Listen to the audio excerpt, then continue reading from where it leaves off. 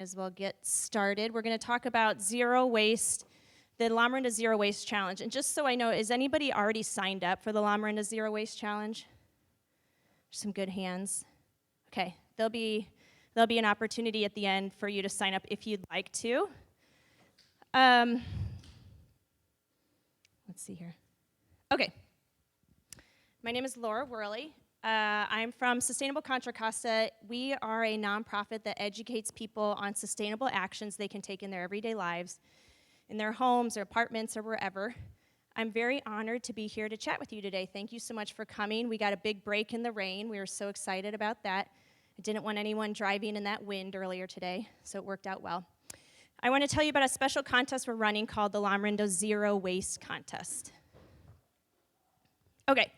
Why do we need this contest, this challenge? So, interesting fact. The residents of Recycle Smart's service area, which includes Lamorinda, produce 3.3 pounds of trash per person per day. Quick math, how many pounds of trash is that per year? Yell it out. Over 1,000, so it's like 1,200 pounds per person per year. That's a lot of trash. So there's a lot of room to improve. And that's just pure trash, not recycle or compost. Also, this is our landfill. If you've never seen it, this is Keller Canyon. In 40 years, they predict it will be at capacity.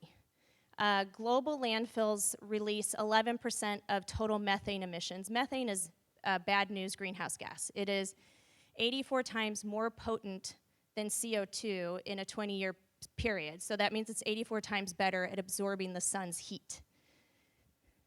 Oh, I forgot to give the thumbs up for our recording to start. I hope he saw that. Okay, thank you. We know recycling and composting can really help, but there's more we can do to reduce waste. So that's why we created the Lamorinda Zero Waste Challenge. It'll run for 6 weeks. It's from April 3rd to May 14th. It's a fun, friendly competition between our 3 Lamorinda cities. It's sponsored by Republic Services and Recycle Smart. And our goal is to teach Lamoridians sustainable habits to reduce their waste and that they continue doing this after the challenge ends. So how do you play? You register, and we'll have a QR code and a link if you want to register later. And then starting April 3rd, we're going to send out 2 actions of the week. You take a picture of yourself doing that action, send it to us by Sunday night, and go into a website called the Cleaner Contra Costa Challenge, which is where all the actions come from. I'll show you that in a minute. Check off that you did the actions, and then you will be entered into a drawing to win local gift cards like to Diablo Foods, Resourceville, things like that. Okay, let's see. Oh, these are local businesses that we're trying to keep all of our winnings local. So Resourceville, Diablo Foods, Moraga Ace Hardware and Lumber. Reschic is a secondhand clothing store, consignment store in Orinda. So some examples of our actions are Make It Last. This deals with fixing things that are broken. For this one, we're going to offer some fix-it workshops around Earth Day. For example, at Moraga's Community Fair Day on April 29th, we're having a clothing repair tent with seamstresses who can give new life to clothes that have holes or tears in them for you. For Bring Your Own Mug, this is more, right now, how many of you brought a water bottle with you? So it's pretty common in California to do this already, right? Well, we're going to challenge you a little bit further. So there is a law that every restaurant and food establishment is supposed to allow you to bring your own container for your food. So we're going to challenge you that week to go to Starbucks or wherever you get your coffee and bring your own mug and try to get in the habit of doing that with at least one new place. Even Whole Foods, you can bring a container. If you weigh it before you go in, then you fill it with your food and tell them the weight, they will count that. You don't have to use the containers at Whole Foods are actually not recyclable or compostable, which is a real bummer. For going paperless, this is a really simple one. It's a paper towel challenge we're going to do. How long can you make one roll of paper towel last? So our tip is if you put a basket of napkins and cloth napkins and rags nearby, you will start using that instead of paper towels. So in my family, we did this. Guess how long we made one paper towel roll last? Throw out a number. How many weeks? Oh, Jim, that's way too much. We did 9 weeks. I have 3 kids, so 9 weeks is pretty amazing. So that means that I only have to buy 6 rolls of paper towels a year, which is a good cost savings too. And instead, we pick up stuff with our cloth napkins and things and just throw them in the wash. So everything that I just told you is kind of small changes to create new habits, and they all reduce waste over time. So that's the type of actions that we're going to send out. There's some bigger ones in there too. So all of the actions come from this website we have called the Cleaner Contra Costa Challenge. This website calculates how much CO2, water, and energy is saved by taking different actions. It even has a city leaderboard. You can see this here, the city leaderboard over here. Right now, Moraga is on top, and our mayor, he might be in the room, Mayor Carl Anduri really wants Lafayette to win this challenge. He's a big proponent, which I love. So we're hoping to get healthy participation from all 3 cities to do this. And just to give you an example of how the Cleaner Contra Costa Challenge works, that's where all the actions come from. Let me see if I can do this right, Wei-tai.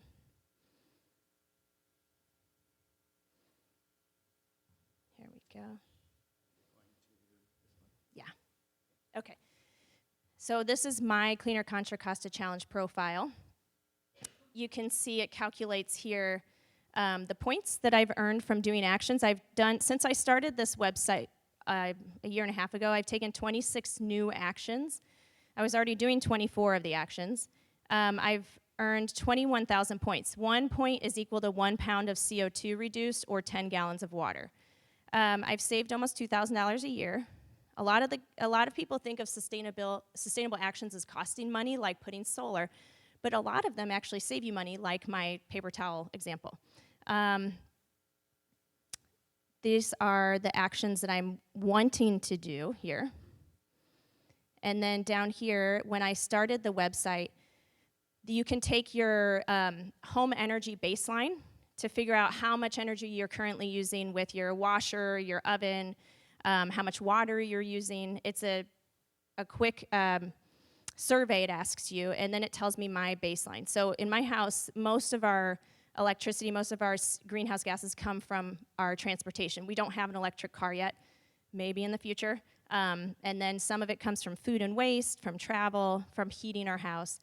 And you can see how my house compares to other houses, including in other countries. When I click into the menu bar, this is the bulk of what we want people to go to, the actions. So when I click on the actions, it brings me to this page, and you can see the different categories here: energy, transportation, eat green, waste less, be water wise. And as an example, for clean energy home, my house chose the choose green energy. So I clicked into this action. It talks about all the points we can save by choosing green energy. It talks about the cost to do this.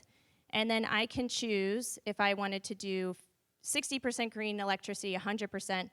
You can read all about it here, learn more about it, and especially important, the resources at the bottom of these categories talk about the programs that can help you do this. So when I was looking into this program, I clicked on MCE, and thank you, child. It's nice to have fans. So I clicked on the MCE resource here. I went into 100% renewable. It brought me to a page with a phone number where I could call MCE and find out how much more I would pay per month with my current electricity kilowatt hours. They took that and then they told me the cost. It was like $8 more per month, I believe. It wasn't that much. And all the money that I'm paying when I go into MCE Deep Green goes to fund solar and wind energy. So more of that is going into the grid. So it's nice to go into the Cleaner Contra Costa Challenge and find resources that are based on your zip code, and find different things that you can do that you may not be doing already. And then all you do when you take an action, you say, this is a new action for me. I'm going to start it today. You can put in a goal. Like for me, for the getting a car, I'll probably do that 3 years from now. So I put that as my goal. We'll choose 100% green electricity save. And then it will say, okay, I'll finish this action by this date. When I'm done, I actually did this a while ago, so I was just showing you as an example. I mark it as complete and save, and now it'll take these points and add them not only to Lafayette where I live, but also to my own home profile. You can share success if it's something exciting to you. So that's how that website works. And now I'll go back to my presentation here. Here we go. Wei-tai, sorry, help here on making this presentation mode again. Thank you. Okay. Thank you. Okay. Oh, now, oh my gosh, I forgot. I was going to do a different challenge, but I forgot my bag of goodies. I apologize. We were going to do a sorting challenge. So what we can do instead is I can ask everybody, I'm going to throw out some items, and you tell me if it's recyclable, trash, or compostable, okay? Just yell out your answers here. Okay, how about cardboard? Yeah, what if the cardboard has food on it from like a pizza box? Good job, everybody's learning. What about a chip or candy wrapper, like a granola bar wrapper? Trash, good, good. How about wet wipes? You clean your face with them, or trash, yeah. Do not flush it down the toilet. Even it says flushable, that's a lie. How about a compostable plastic fork? It says compostable on it. Trash, that's a big myth. They do not break down in time. They do not go to the compost facility and break down in the time that food and yard waste does, so it actually needs to go in the trash. And I believe there's a new law that they're working on to work on greenwashing, all the things that say compostable or say recyclable that really aren't, because it confuses everyone. So I think that's in the works. California is usually ahead of the game on that. Okay, how about a soiled napkin? Good job. My kids are doing a really good job. Plastic bottle. Recycle. Foil. Foil. Yeah, if it has no food on it, a lot of times when I'm making a dish, I just cover it with foil, and then the foil's done. That can go right into your recycle. Okay, and then yard waste. Compost. Awesome. I think, oh, here's a tricky one. Amazon envelope. Trash. But during the Lamorinda Zero Waste Challenge, we will have a solution for you that doesn't go in the trash. So stay tuned. Yes, Tina.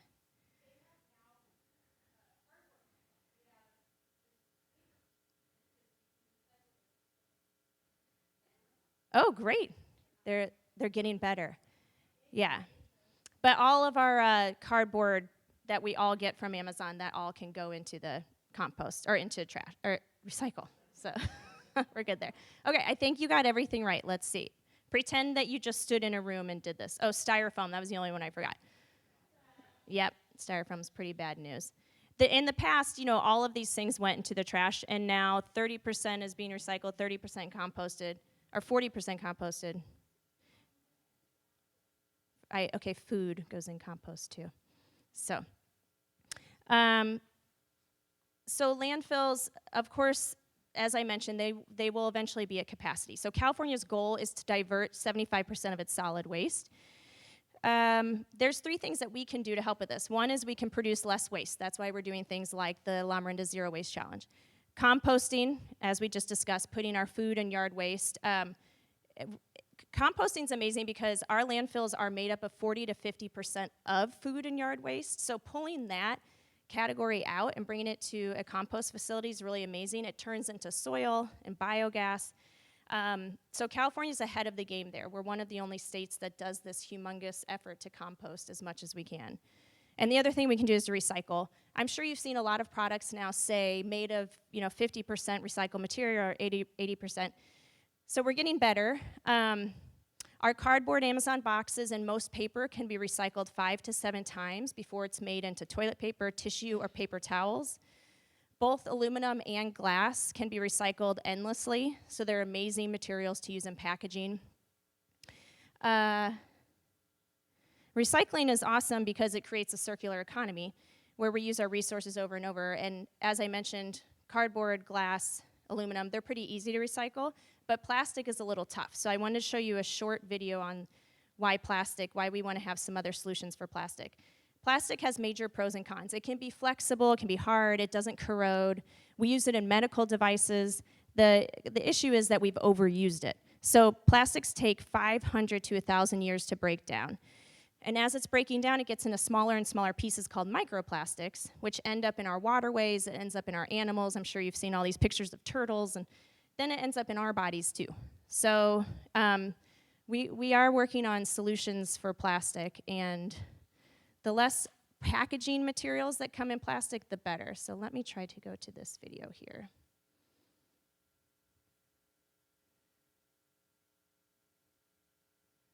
Okay.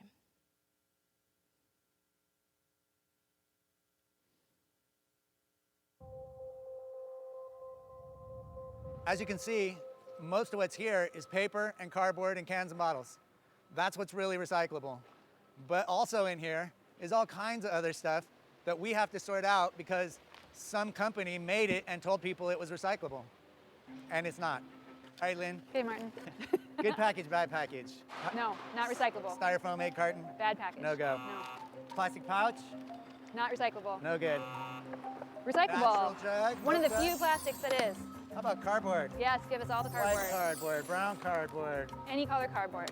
Aluminum can. Yeah, super recyclable. More of these.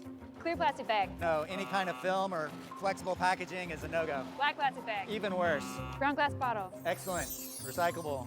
Packing foam, not recyclable. We see stuff like this all the time. Recycling arrows on it. Please recycle. Made with #1 plastic. Our end markets where we sell our #1 bottles to, they don't want this. It doesn't melt like a bottle. It doesn't behave like a bottle. It's not recyclable. The arrows have a number in the middle. Those don't have anything to do with recyclability. It's a marketing campaign. It's really misleading. Lots of this flexible packaging. It's gonna act a lot like cardboard and it's gonna end up mixed in with the paper and contaminating the paper. Clean paper is the backbone of any good recycling program. It pays the bills for everything else.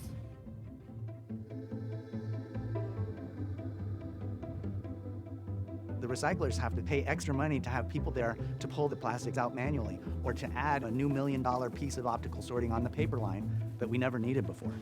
You can see how much energy and time and money gets spent pulling out plastic from the paper. We have to shut the facility down for almost 2 hours every day, climb into the screens with box cutters just to deal with the plastic bags. When we say the plastic industry is trashing recycling, this is what we're talking about.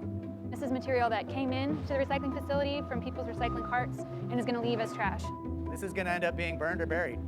Most of what's in here is material that wasn't designed to be recyclable in the first place. So we're seeing things like black plastic, styrofoam, red Solo cups, flexible pouches. How can we expect the average recycler to look at a piece of plastic with the recycling arrows on it and know that it's actually not recyclable? This is not the average person's fault. This is the packaging industry's fault. We're seeing industry push false solutions. They're I love this video, but I'm not going to have you guys watch the whole thing. It's probably more exciting to someone in sustainability than anyone else. Okay, so let's see if I got this right. Okay. So one of the things that we're going to work on in the Lamorinda Zero Waste Challenge is some solutions to plastic issues. So that's to come, exciting for you. So if anyone wants to register, we can take 2 minutes now. If you can pull up your screen there and focus it on the QR code and register. You can also just go to that website there, tinyurl.com/zerowaste2023. Does anyone here not live in Lamorinda? Okay. Oh yeah. If you don't live in the area, you can also just join the Cleaner Contra Costa Challenge, the website that I showed you. I know, Jim, you're already on there. But yeah, eventually we would like to do this Zero Waste Challenge to more cities. We're just trying it out right now in Lamorinda to kind of have a trial and see how it works and go from there. So I'll give everybody a minute. While people are registering, does anybody have any questions? We may have a professional here who knows about recycling and composting very well. Yes, Jim.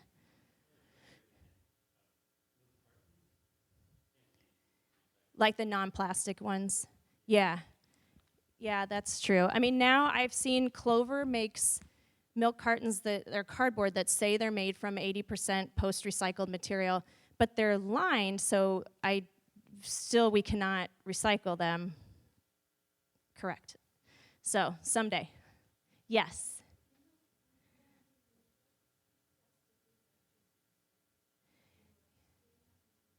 Yeah. Which plastics are actually recyclable? Usually when it's a 1, 2, or 3, it's more easily recycled in the chasing arrows. Apparently the number in those chasing arrows refers to the type of plastic it is and not to the level of recyclability it is. I know our service, our hauler, will take 1 through 7, but I think the most commonly recycled ones are 1, 2, and 3. So, and I don't know, Ashley, can we recycle 7? I know 5 through 7 is tough.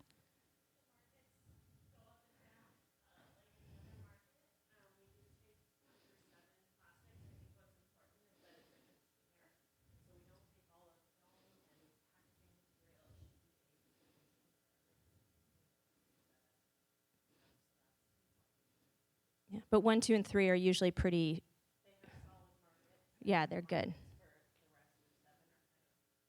Iffy. Yes, Rob.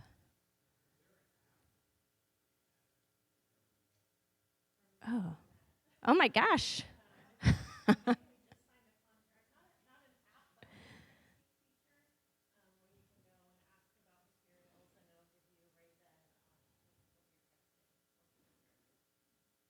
Yes.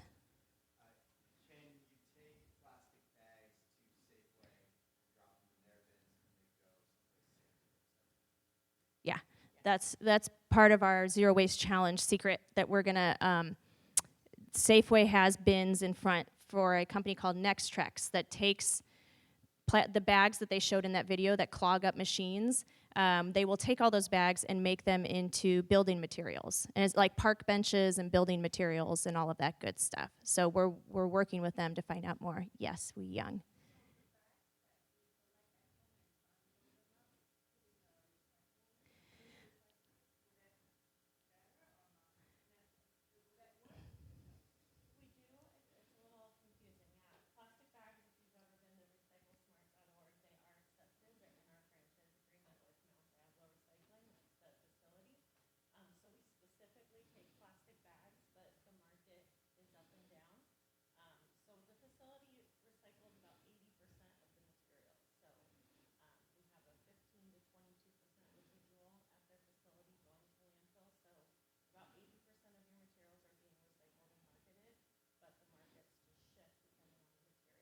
Yeah, but we know the one at Safeway will take those bundles of bags, and we know what they do with it exactly. So it's good to have outlets like that as well. Did you have a question, Patrick?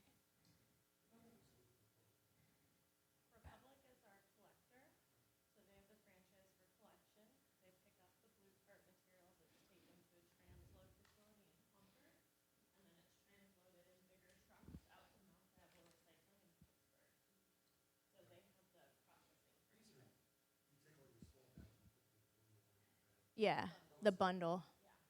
Yeah. Yes, Jim.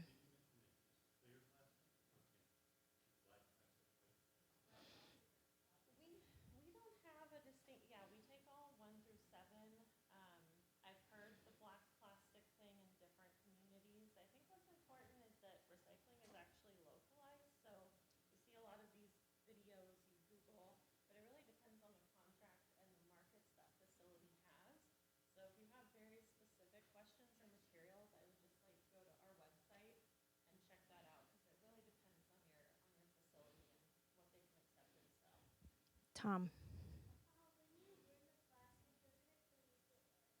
When you burn it, it's probably, yeah, it's not good. It's not good for the air. Good question. Yes, Pat.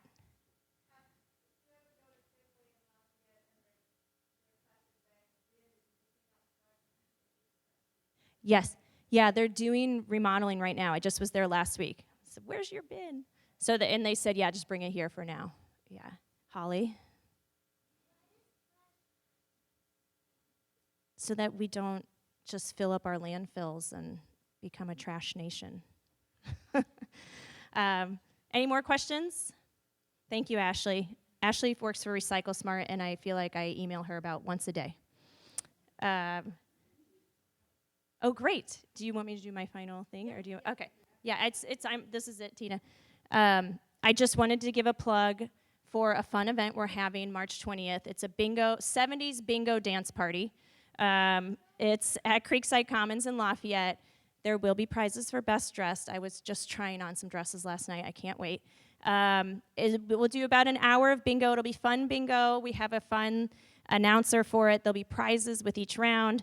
Then there'll be a dance party at the end. One of our coworkers was a DJ, so he has an amazing 70s playlist. There's dinner included, dancing. Put it on your calendars, May 20th. It'll be a fun time. And it'll be groovy. I should say it'll be a groovy time. And finally, thank you so much for coming. If you have a friend that you want to say, hey, join the Zero Waste Challenge, please do. Like I said, Mayor Carl wants it to be a healthy competition. He really wants to beat Moraga and Orinda. So we're trying to get a lot of people to participate. And I really appreciate you all being here and supporting this and promoting this program. Thank you so much. And yeah, thank you. So I just wanted to mention we have another guest here, Moraga Town Council member Steve Wolicky. And Steve is very significant for this program and this project in the Lamorinda area because we, Sustainable Contra Costa, for years we've partnered with other cities in the county. And 2 years ago, maybe? Yeah. At least 2 years ago, we had a youth from our Sustainable Leaders in Action program. She went to the Kiwanis Club in Moraga, and she presented about the Cleaner Contra Costa Challenge. We were just launching it early on, and Councilmember Wolicky called us up, and he said to Karen, you guys need to be in Moraga. We have these climate action goals, and we need more action, and thanks to you, the town of Moraga partnered with Sustainable Contra Costa, which was a wonderful partnership, and thank you for leading being the champion for bringing it into the Moraga community. So, and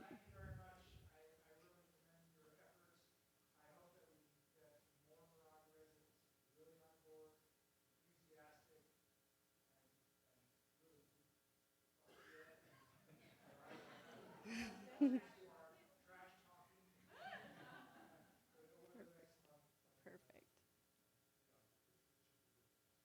Thank you. And we have a couple of other special guests tonight, and I'm going to let Laura introduce because you know the agenda here. Oh, okay, yeah. Well, I just wanted to give a shout out to both Mayor Carl, and we are sitting in Don Tatson Hall, and Don Tatson is here, and I'm so honored that he is here too. And then I'd like to introduce our next guest too, Wei-tai Kwok. He is the one who made his home zero emission within 45 days, and he wants to tell you about the process. And now that the Inflation Reduction Act has all of these rebates and incentives going, it's a really good time to do a lot of these projects. He is also a Lafayette City Council member, among many other things.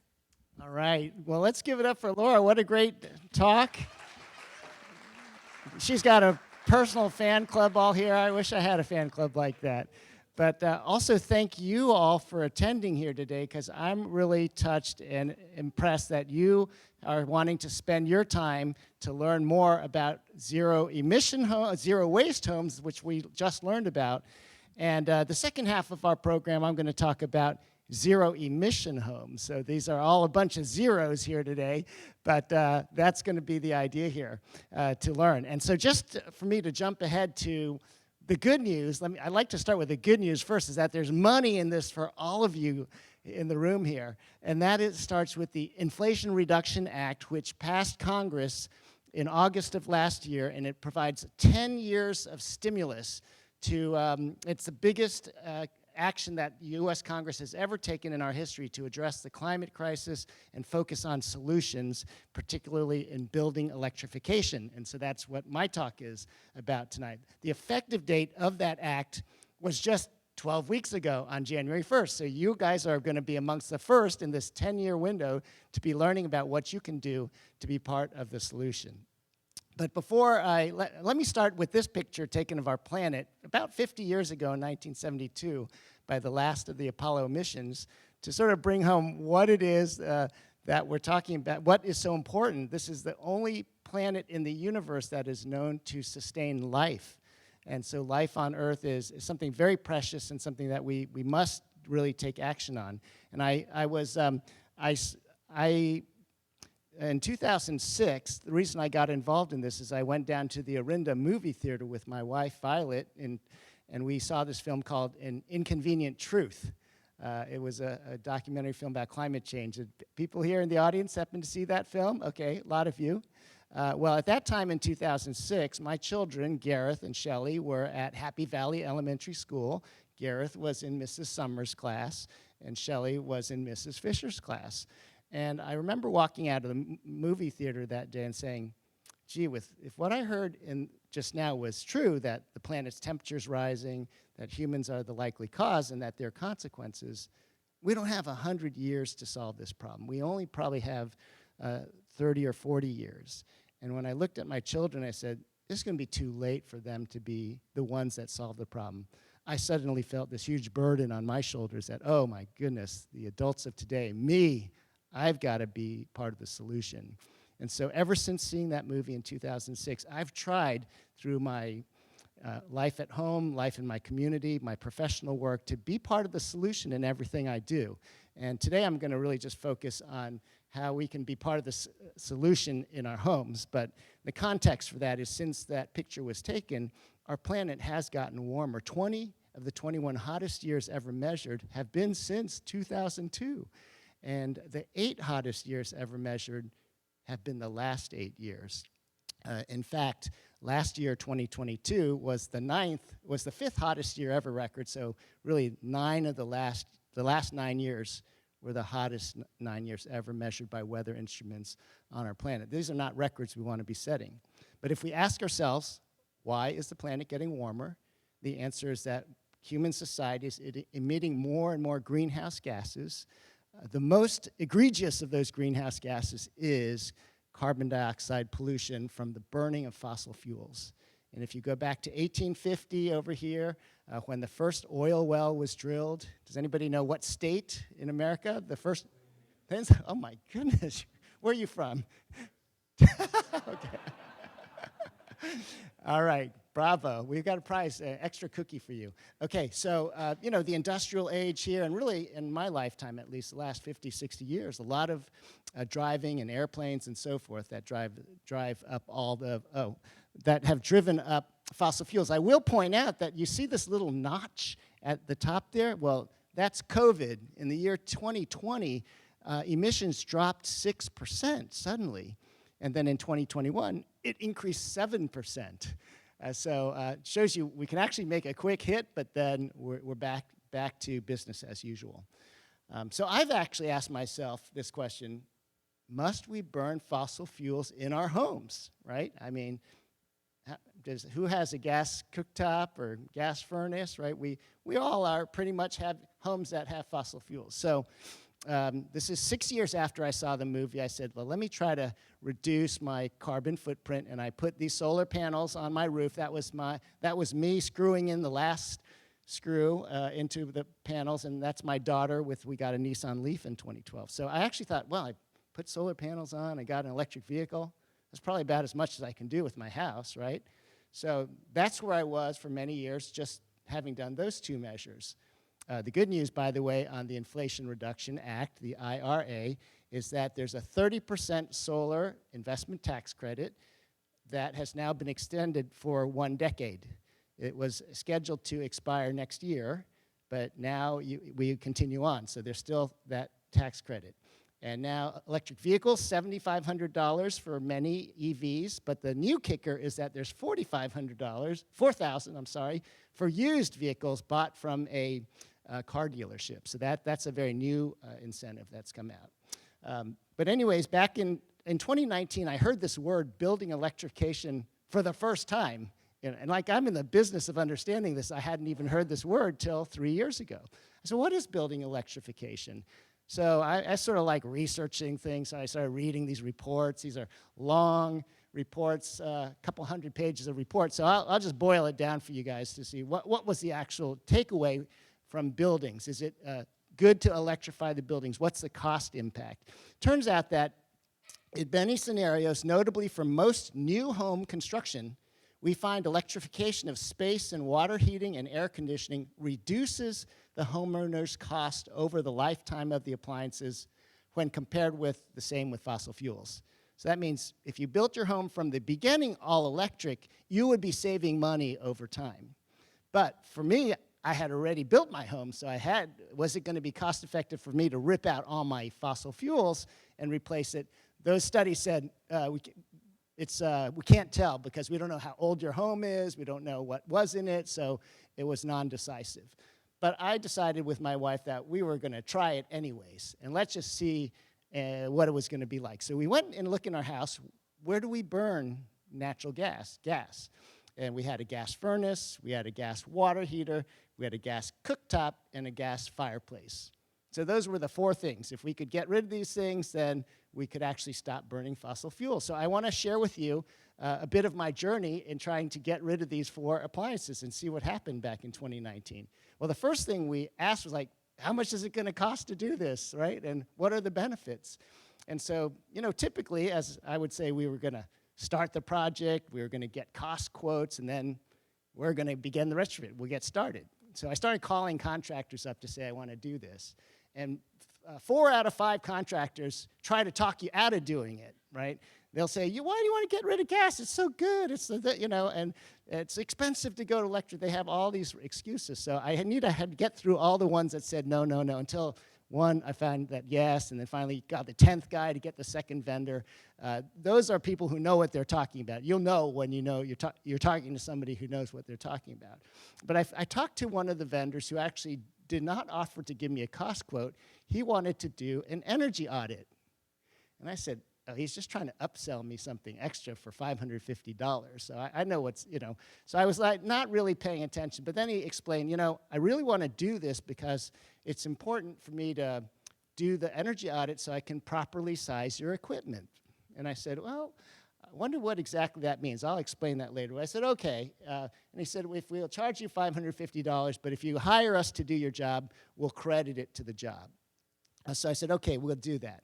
So he came in with his crew, and they did like this thermal gun to determine the heat loss in our library here.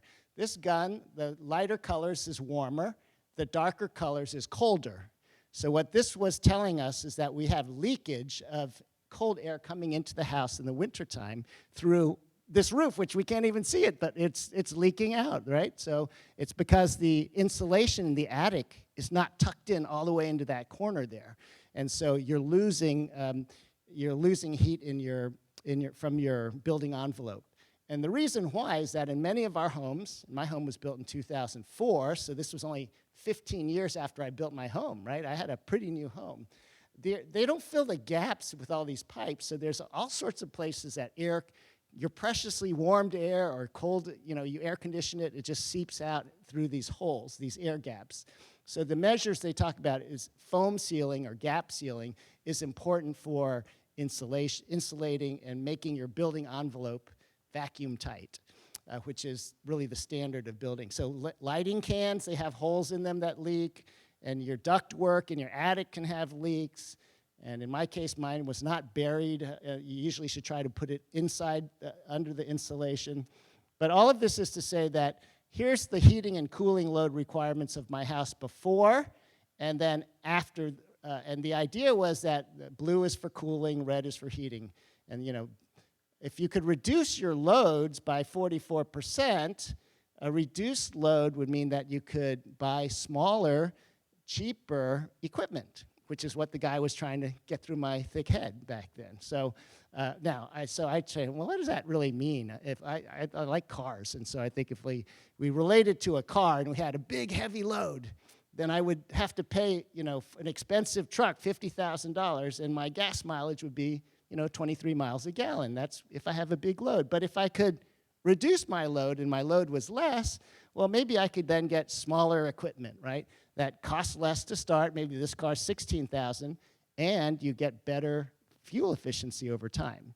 So this is the same parallel. If you have less load, then you're going to pay less in the beginning and over time. And so that's what the guy finally convinced me was his energy audit was for.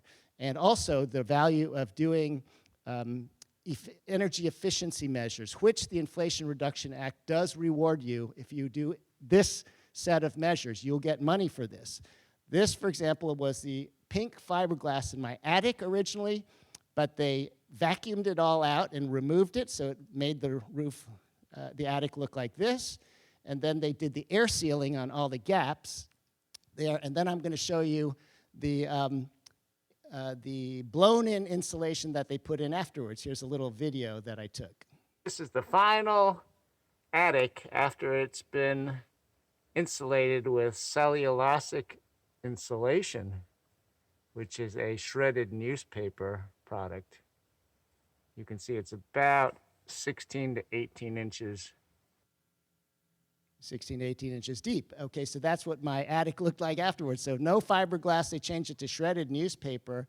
That product is now, the IRA gives you up to a 30% tax credit on the material costs, not on the labor, but the material costs, up to a limit of $1,200 per year. By the way, the IRA money to give to you, very complicated.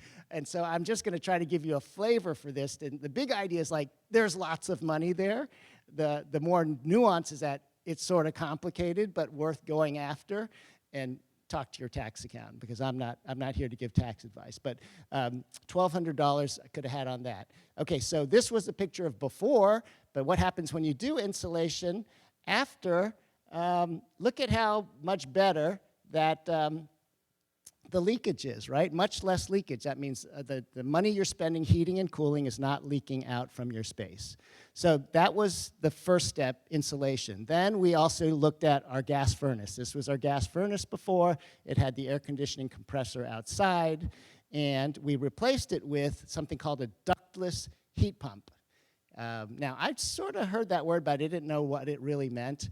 But then when I saw a picture of it, and I realized that, oh my gosh, every time I travel in Asia to Taiwan or Hong Kong, Philippines, they have these in your hotel, in every single room, they have these units mounted on the wall with a remote control, and you can control your own heating and cooling from the same unit. So this heat pump thing, which I'd never heard about before, suddenly I realized that this was very common technology elsewhere in the world, not in the US, where we're using 1950s technology. The rest of the world is using modern technology.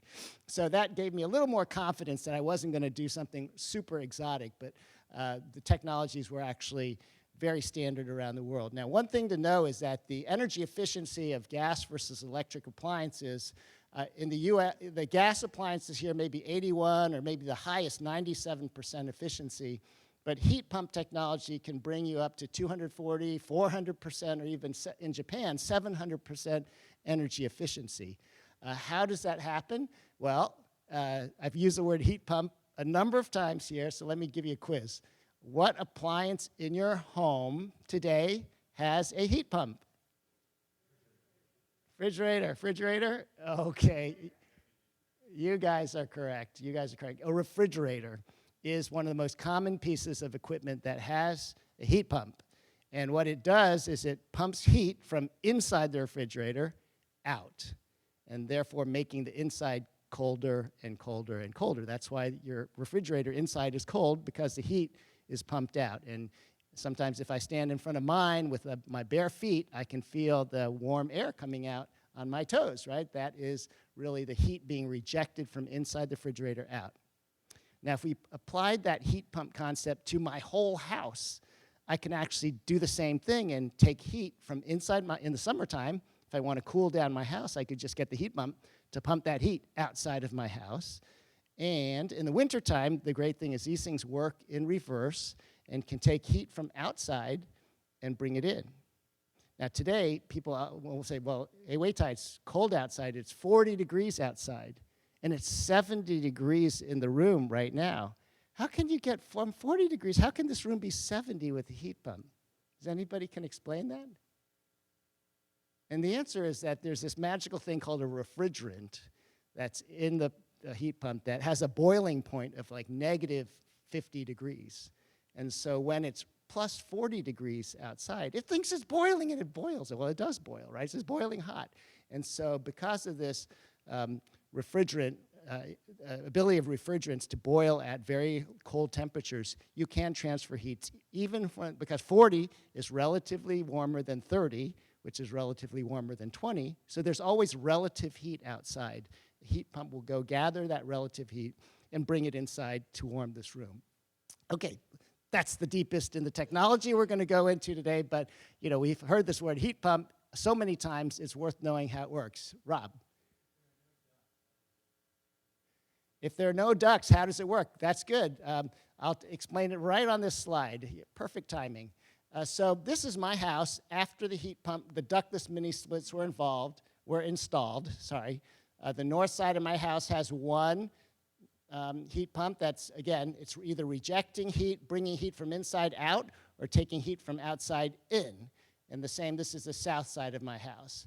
And inside the house, we have these things called these mini splits that are actually mounted on the wall. And Rob's question is, how does it heat and cool the room?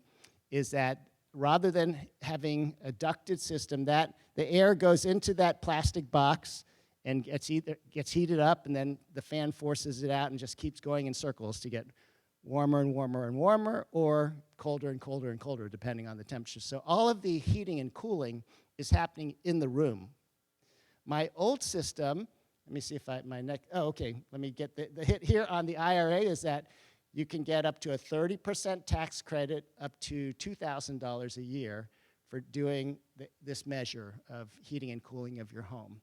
And notice it's $2,000 per year. So if this whole measure was $25,000, I could get 30%, which is only whatever, $8,000, but the cap is $2,000 per year. So I only get $2,000. So I should really do like, I should have, or I could have done half of it. Maybe I could do $12,000 one year and $12,000 in the next tax year, so I could get $2,000 each year. Are you with me? That's how this thing works. I don't know why, but that's what it's working. So I got this thing called a ducted mini splits that had no ducts, but it is possible to have a central heat pump system that uses ducts.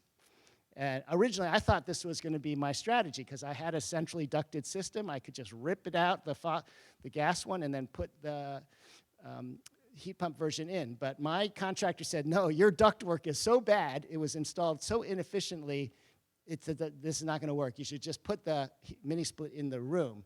So I ended up pulling out all my old ducts, which were only 15 years old. They had to repatch all the holes in the vents in the walls and repaint. And then, because I don't like to throw anything good away, I actually sold these all on Facebook for $2 each. And somebody actually came by, so don't throw anything away. And so there's that, you can do a ducted or ductless version. Let me turn now to a water heater, heat pump water heaters. There are two types of heat pump water heaters. The first type here is called the split type, where the heat pump is outside and then the tank is inside. This is mine. This is the version I got with an 83-gallon tank. There's a 66-foot maximum distance here. Whisper quiet, very, very quiet. Both of these are quite quiet. And then on the right-hand side here is a single unit where the heat pump sits on top of that. The single unit can run on 240 or 120.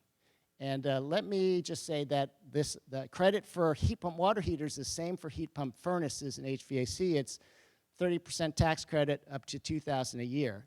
So you don't want to do your air conditioning and the water heater at the same time because they would knock each other out. So you might want to do, again, separate this measure and do it in a different tax year if you're trying to optimize the tax credit.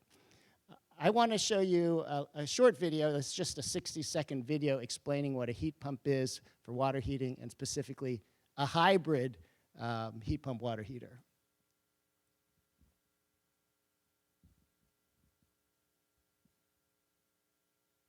Heat pump water heaters use the heat and humidity from room air to heat water stored in an insulated tank, making them much more efficient than standard electric water heaters.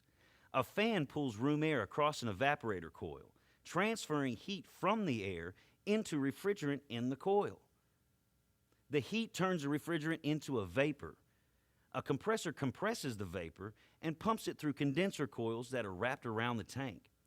After transferring heat to the water in the tank, the refrigerant turns back into a liquid and the process repeats. Like standard electric water heaters, the heat pump has upper and lower heating elements that operate automatically when the room is too cold for the heat pump to work efficiently or when there's a larger than normal demand. Since heat pump water heaters produce condensation, a condensation drainage system is needed. In some cases, a condensation pump is used to remove condensate. All right, that's the quick view of how does it work. But I want to go back to this thing when they talked about a hybrid, because that's an important word. A hybrid heat pump includes an additional radiant element, he said, right?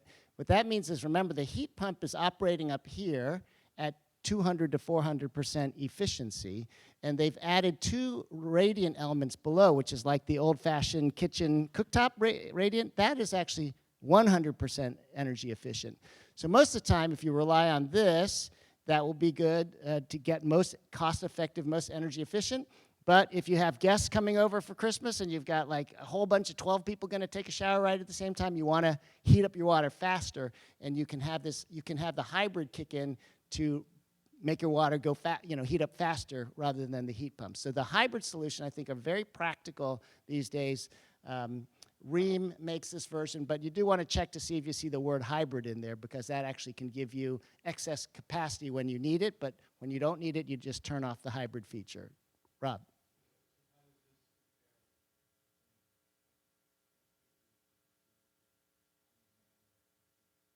Okay, so the question is, how does this compare with the on-demand water heaters?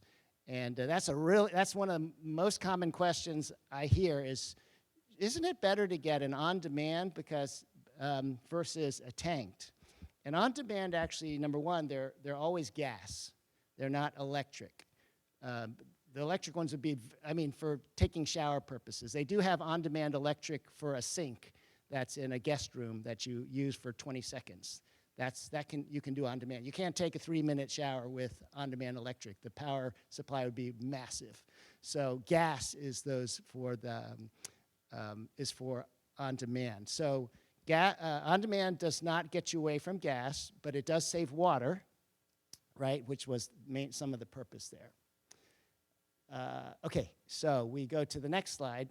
Changing to another topic is what about cooktops? This was my cooktop before, a gas cooktop.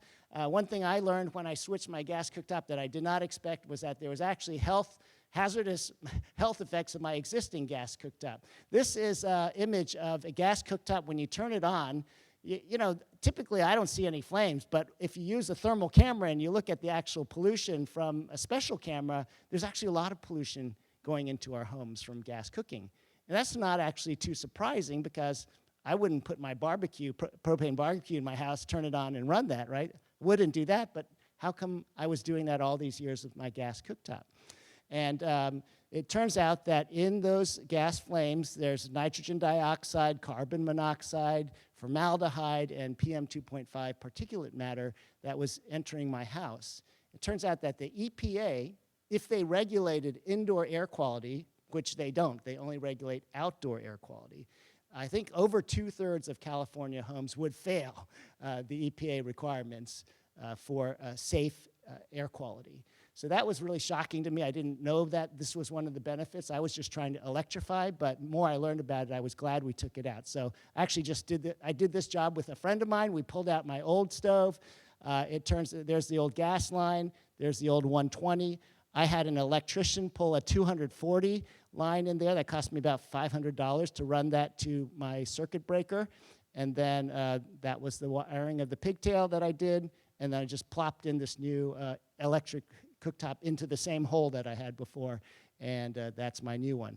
And it turns out for the Inflation Reduction Act does have an $840 rebate for income qualified individuals.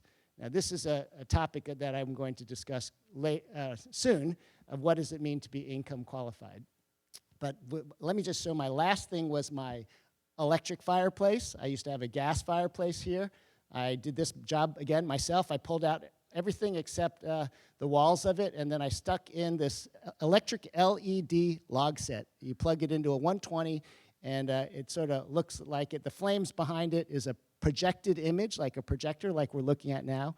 And so you can turn heat on if you want, or you can not have heat. So that was what I did there. It turns out this whole job took me 45 days to just complete from beginning to end. So when I originally thought this was going to be hard, it was going to be expensive, it was going to be time-consuming, I was wrong, wrong, and wrong. I just totally had no idea how straightforward this was to do. And the good news was that after that, I actually called PG&E and said, disconnect me from the gas grid. And they rolled a truck, and they do that for free. So that's me turning off the gas for the last time, and PG&E taking away my meter in 2019. Now, after that year, I actually measured my energy bills the next year and the next year and the next year to see what my energy costs would be now that I was going to be an all-electric home. And it turns out that my bills were about the same or less in the 3 years now being an all-electric home. Of course, my electric bill is bigger, but I don't pay the blue gas bill anymore, right? So net takeaway, all that efficiency measures that I was doing on my house really did pay off, literally, in terms of financially. So I must say I never imagined how straightforward it would be to have a zero-emission home powered by the 15 solar panels on my roof, plus what Laura mentioned, we opt up to MCE's 100% deep green program. So it means all the electrons, okay, so my system accounts for about 60% of my electricity use. I buy 40% from the grid through MCE's deep green program, and that's all California solar or wind electrons. So my house, I can say, is fully powered by clean energy, no fossil fuels, and so my home is a zero-emission home, and it only took me 45 days to do it. But how much did it cost? and I hope that you're going to do it too. But yes.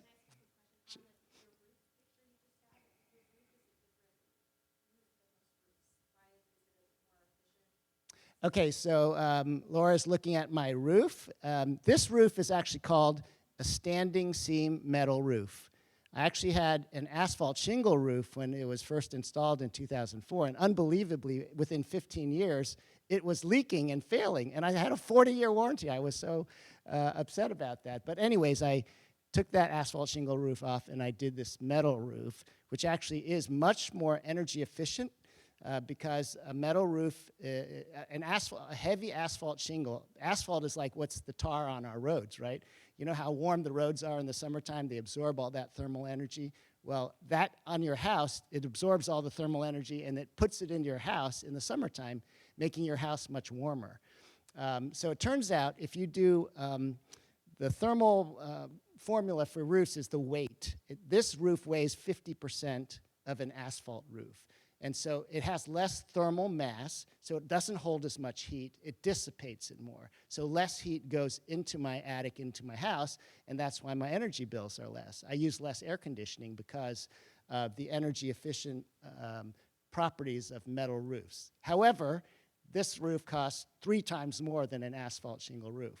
So instead of a $25,000 roof, it's a $75,000. But it's a lifetime. I don't have to change it every 15 years. So I sort of have to think about that. But that's what is a standing seam metal roof. Okay, budgets and incentives. So how much did this all cost, at least the electrification piece? That mini split was, the whole thing was $56,000. The mini split was half of my budget, right? So that was $27,000. The gap ceiling and stuff, that was $11,000. The water heater, $7,650. And then this thing called the ventilation system, $7,200. Remember, the best practices in building envelope design is to have a vacuum-tight room that doesn't leak. But if it doesn't leak, how do you get fresh air, right? So you need mechanical ventilation introduced into it to periodically circulate new air. And so I had to buy this thing to get fresh air in when I wanted it. The induction cooktop was $2,500. That fireplace was the best deal at about $500. But for all of that, I only got a $500 federal tax credit in 2019. That was it for incentives. I got no local incentives from the county, from the state, blah, blah, blah. That was it, $500.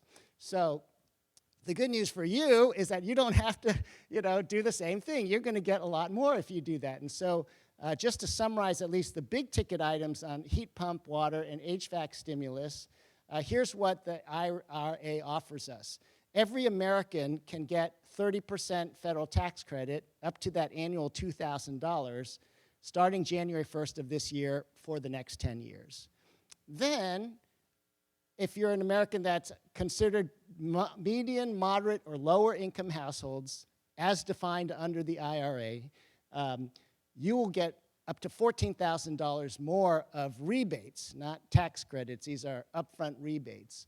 And this is a program called the High Efficiency Electric Home Rebate Act, or HERA, and it covers 50 to 100% of the cost of the following measures, which include heat pump water heater, heat pump air conditioning, electric stoves, electric dryers, electric panel upgrades, insulation, air sealing, and more, with limits per item. So when I talk about income limits, okay, this is a little washed out, but I'll read it to you. By and large, if you are, let's look at a median income, area median income for the city of San Francisco, rather representative of the Bay Area. A two-person household earning $110,000 a year is considered our median income. If you're a four-person household, $138,000 is the median. So let's look at the low income first. If you're less than 80% of the AMI, area median, that means if you're earning less than $88,000 or $110,000 a year, you qualify for 100% of your costs, which I'll show you on the next page, as upfront rebates. But the interesting thing is that moderate homes from 80 to 150%. So if you're 50% above the average, now we're talking like 75% of all Americans are eligible for this, would be in this last category. So if you're earning less than $166,000 a year or $207,000 a year for a four-person household, you get money. That's pretty generous. That's a lot of people. In fact, yes, it is about 3/4 of the American population that should be eligible for the HERA program. Okay, so a little complicated, as I said, but hang with me a little bit longer here. The HERA rebate levels are limited to $14,000 per household, not per year, for $14,000. And the contractors that perform the work on your house can get $500 per household. So there's a little bit in it for your contractor. But they're capped. These are the items that you can get money for, these 8 things here. The most you can get for your HVAC, your air conditioning, is $8,000. The water heater, $1,750. Electric stove cooktop, remember I told you $840. Heat pump clothes dryer, $840. The breaker box, $4,000. This is actually pretty good. That's juicy. Doing wiring, $2,500. And then weatherization, which was gap sealing, insulation, ventilation, $1,600. So there are 2 things on this slide that are important. One is that it's a point of sale rebate, meaning you should be able to go to Home Depot, say, I want that hot water heater, and if it's $2,000 and you're entitled to $1,750, you walk out with it for $250, right? The challenging thing is, how are you supposed to prove your income? You're going to take your tax return to Home Depot and show it to the teller and say, hey, I only earned $50,000 last year, give me the thing for free? So the implementing guidelines from the feds are yet to be determined by each state. And in the state of California, the California Energy Commission in Sacramento is responsible for the implementing guidelines of the IRA in California. And that is coming soon. It's not expected to be done until probably next year, 2024. So many of these incentives that I'm telling you about, if you're income qualified, if you're part of the 75% Americans who are on the sheet before, don't do this yet this year, because you're not going to get all this money on this piece of paper here. You'll only get the money on the previous piece of paper. All households can already get the 30% tax credit from January 1st onwards, right? So basically, if you're above moderate income, if you're over the 150, you're not going to get HERA, you can go ahead and do all your measures this year, right? If you're under 150% of AMI, you might want to wait in order to access these things. So all right, I'll do just a couple more slides and we can come back to do questions, because there's a lot of complicated material. But just going back to my project in my house, if I were able to do it this year, what would have happened? Well, if I were an above 150% AMI, these are the discounts I would have gotten. Instead of $56,000, I would have paid $48,000, savings of 13%. If I was in the 80 to 150 AMI, I would drop it down by 35% to $36,000, and same actually. It turns out to be also 35% off. So I would have saved $20,000 if I was in either of the right-hand categories. That's a great savings that I would have had that you guys can get that I would not have gotten. And oh, by the way, that's the IRA incentives plus the Bay Area incentives. So there are more Bay Area incentives that have been stacked on and layered into here.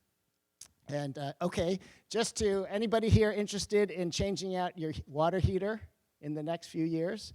All right, there was an article in the San Francisco Chronicle 2 weeks ago that said, all this stuff you're reading about heat pumps, it's only for rich people. It's not really good for poor people. That's totally untrue. I can't believe the Chronicle was out there with this misinformation. So I was so mad, I said, okay, I got to put this chart together. I'm going to show you how wrong you are.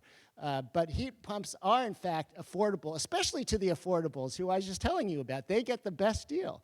And here's how it works. If those of you who have gas water heaters today replace gas with gas, you'd probably pay $1,000 for your water heater, $800 for the installation, $800 probably to change gas for gas.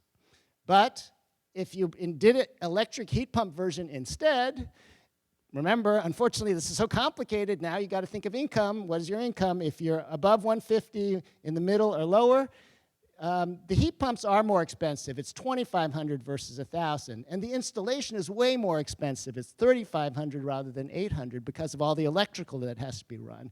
So the average, let's say, is about $6,000 for a heat pump water heater. So at the face of it says, who wants to pay $6,000 when I can pay $1,800? But that's where the feds and the local governments have come in to incentivize and close the gap. Here in the Bay Area, Bay Run is offering about $2,000 rebates locally in the 9 Bay Area counties.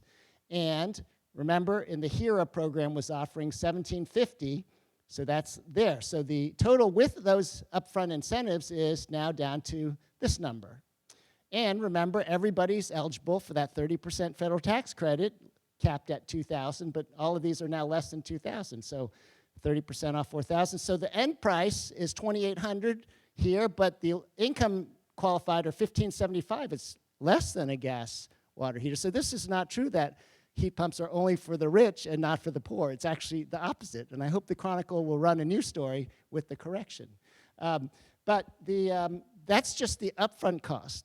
Remember I told you how energy efficient these items were, so when you run it over the 15-year life cycle, if you take all those upfront costs, you figure out what's the annual fuel cost, which you can get off the yellow Energy Guide label, $104 I just picked for this particular model. You'll see that in all cases on the right-hand side, it's cheaper to run an electric heat pump. And in a 10 or 15-year time frame, which is a typical life cycle of a hot water heater, it's all cheaper to own than a gas water heater. So there's just really no reason to replace your gas water heater with a gas water heater. You should do it with electric. The only reason most people still stick with gas is because when is it that you change your hot water heater? Has anybody done that recently and can tell us about the experience? Colleen? When it breaks. 99% of people call the plumber when their thing is leaking and it's failing. And now they're in a hurry because they got to take a shower to go to work tomorrow. So when the plumber says, what type of thing do you want? Do you want a gas or do you want this one? Do you have time to research all of the, 6,800 versus 1,800? People just say, let me just change it for the same old thing if you can do it tomorrow.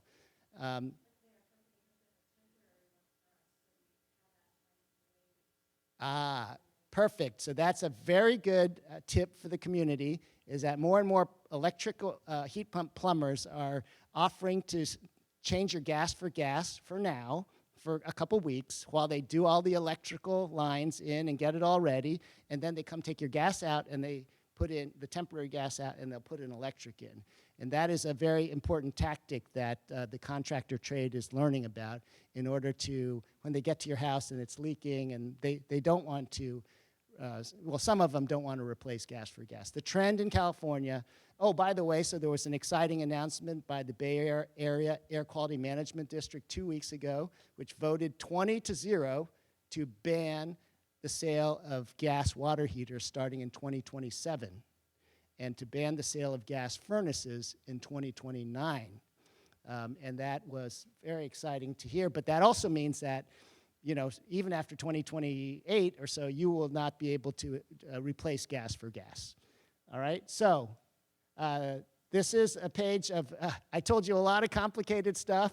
If you want to check online to find the resource and answers, these two websites are the good ones to go to. Switch is on, like the switch to electric is on, switchison.org, or rewiringamerica.org. The rewiringamerica.org on the right is that IRA calculator.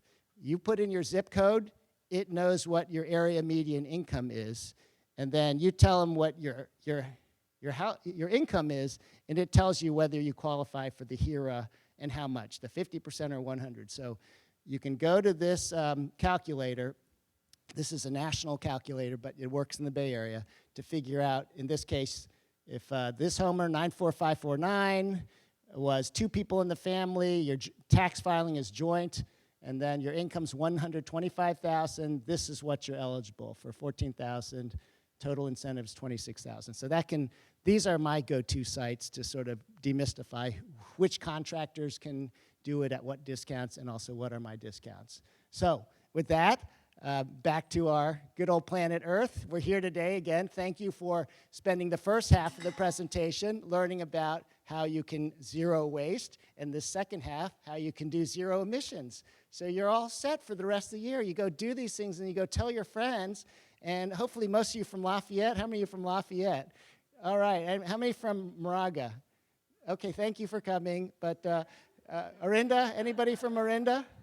We got a couple. Okay, we're just joking, and we appreciate the Moraga the town council member for coming and doing some trash talk here. But we do, on a very serious note, everything that we are doing in your homes, I always say, don't do a good deed quietly. You got to do a good deed and then tell everybody about it. It's not bragging, it's showing other people the way, right? What I told you about is pretty complicated. If you go through it yourself, and you can share it with other people and demystify it, then you're helping be part of the solution. It's not bragging, it's leadership, and it's leading the way for our community. So with that, I think that's it. So yes, Rob.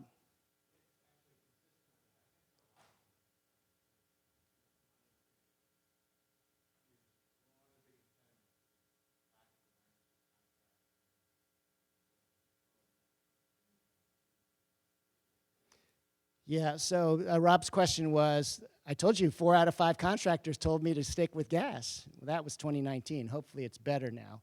But if you go to this website, which did not exist back when I was looking, this will tell you all the contractors that are approved and are good with heat pumps. So they should all be the evangelists around heat pumps. Laura.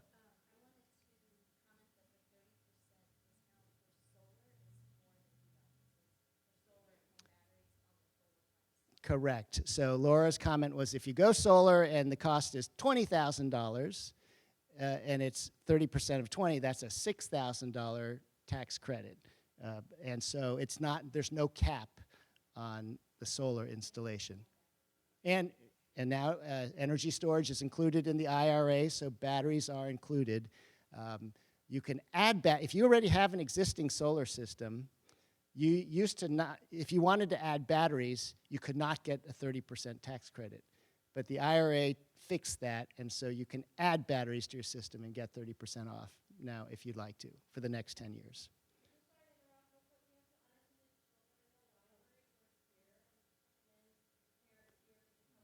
I wonder who they are.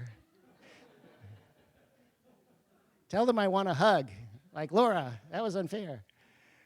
All right, yes, sir.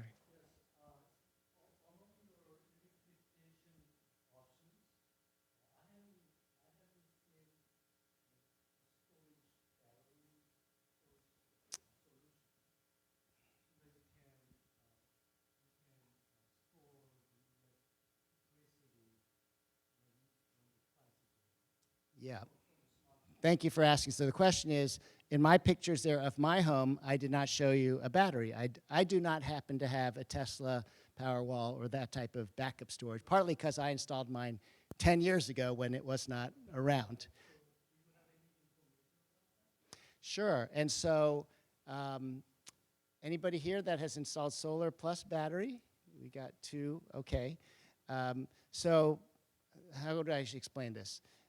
Usually batteries do not provide a return on investment, meaning whereas my solar system, if it was $10,000 that I paid, over the next 25 years during its lifetime, it's going to make me $20,000.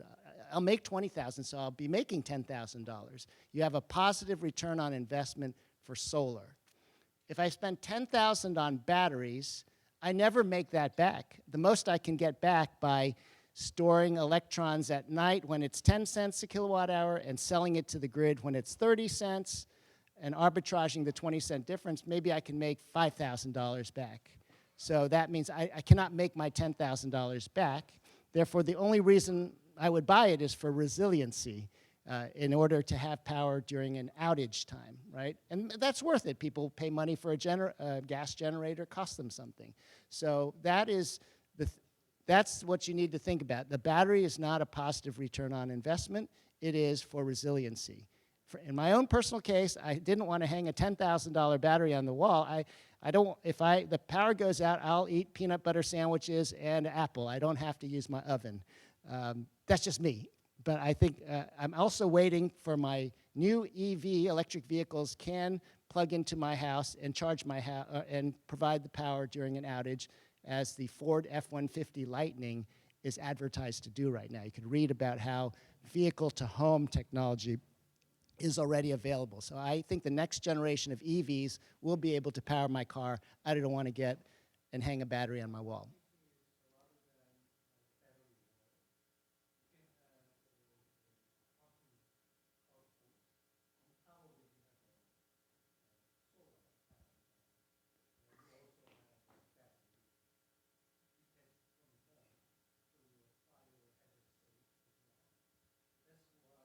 Yeah, so there's an idea to put a solar parking canopy with batteries outside there. Those are definitely good. Now, this is, again, a complicated topic. I would say that the California Public Utility Commission had a new ruling in December to change what's called net metering. You're getting credit for your solar. Starting in April, in like 15 days from now is the cutoff date, where the incentives are not as juicy for homeowners.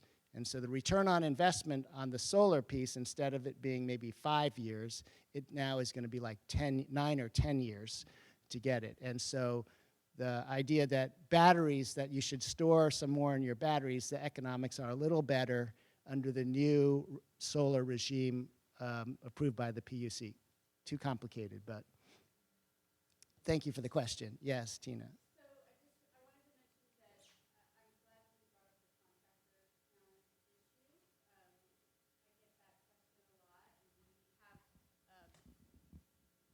So I'm wondering if people have contractors, and the Bay Run program also has a list of vetted contractors here in our area.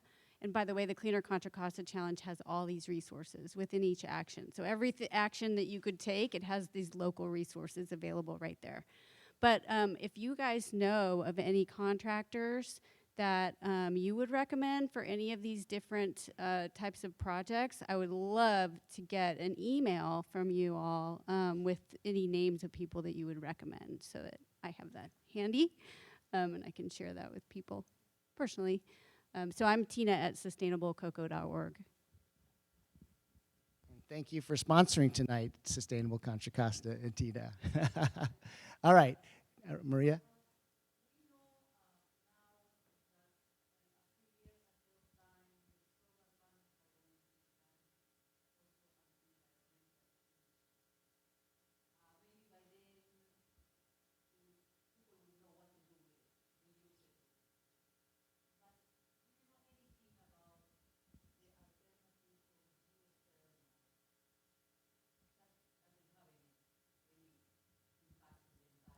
Okay, so Maria's question is, what as the end of life of a solar panel, is it bad for the environment? And then what about geothermal?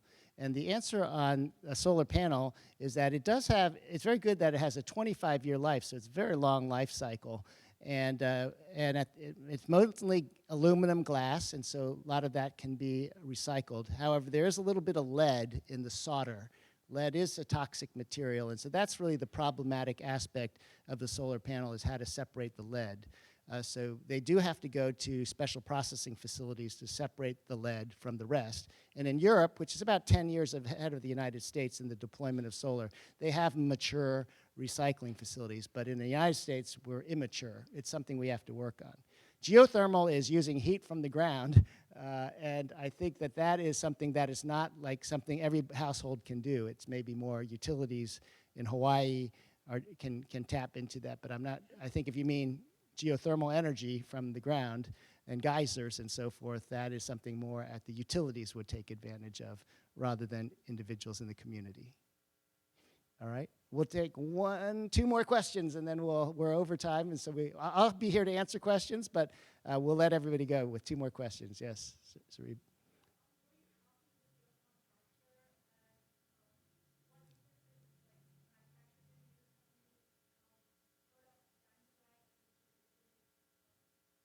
Okay. Okay, you only got one question. You asked 5. Can I pick which one I want to answer?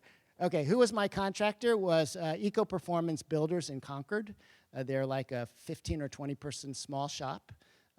You know, I would say this was 2019, so they were pretty good, but they still made mistakes. And like any contractor, they'll come back and fix them afterwards. So not a big deal, but it was not like perfect. I'm sure they're better today, and I really respect what they're doing. Dandelion, I've heard of their name, but I don't know or haven't tried them.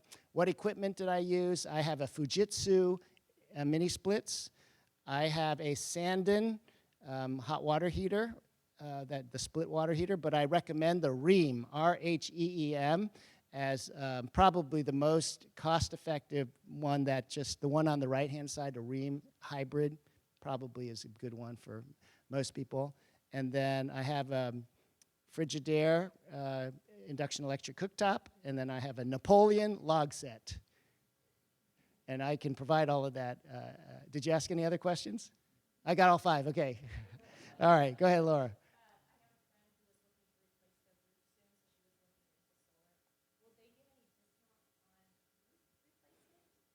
Okay, so the question is, you have a friend who's going to take their roof off and are thinking about solar. There are some companies who sell a combined shingle and solar product. The most prominent is called GAF.